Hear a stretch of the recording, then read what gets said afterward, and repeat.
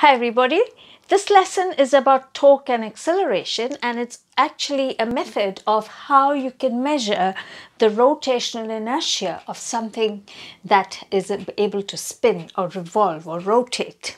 Now I have this arrangement which is a wheel and axle. So this part's called the wheel and this thing's called the axle. They actually spin together as one.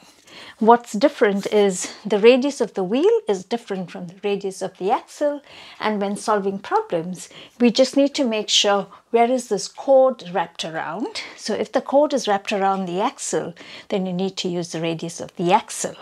If the chord is wrapped around the wheel, then you need to use the radius of the wheel.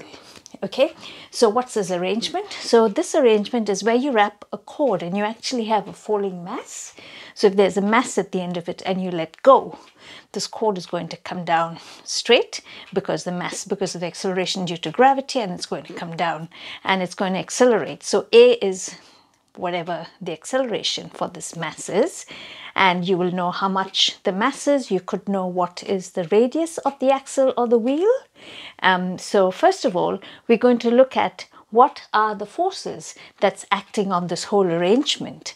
So because it's a falling mass that's accelerating downwards, you've got the force of gravity, which is mg, and then you have the tension acting both ways on this. So it acts upwards on the mass and downwards over here. Now let's separate this whole thing into just look at the forces acting on the axle and the forces acting on the mass.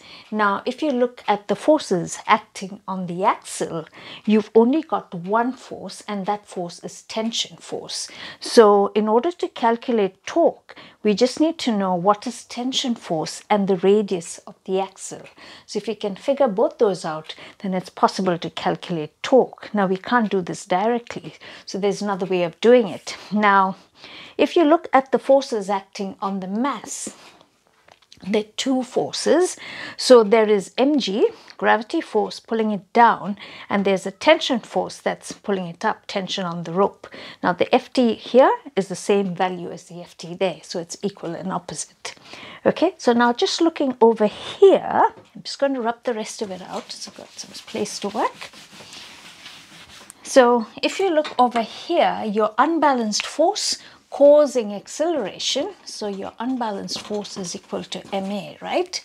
Now your forces are not the same because it's accelerating down, so your mg is greater than ft, so the difference between the two is your unbalanced force. So mg minus ft equals ma. ma is your unbalanced force. So if you make ft the subject of the formula, you get mg minus ma equals ft. So basically it's m times g minus a, and you can get ft.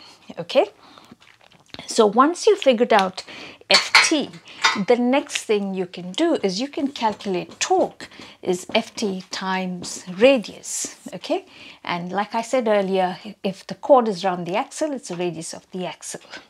Okay, but now what are we trying to find out? We're trying to find out what is the rotational inertia, and the connection between torque and rotational inertia is torque is I times angular acceleration. So it's possible to get angular acceleration by using angular acceleration is linear acceleration divided by a. So if you do that, you can get angular acceleration because the angular acceleration for the axle is the same as that of the wheel. Okay, so they both have the same angular acceleration. So, and then it's possible to get rotational inertia from that expression. So I hope that was useful. Bye for now.